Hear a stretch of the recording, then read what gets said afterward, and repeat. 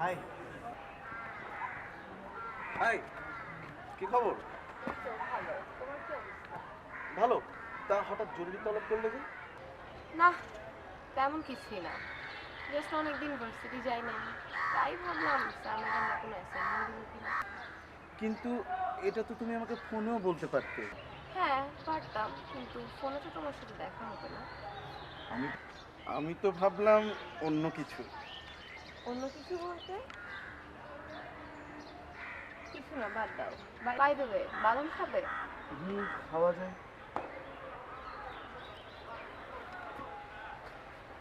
তাহলে তুমি একটু বসো, আমি বাদাম নিয়ে আসি। তুমি আমার ব্যাগ আর মোবাইলটা পাহারা দাও, আমি খেতে খেতে কথা বলবো।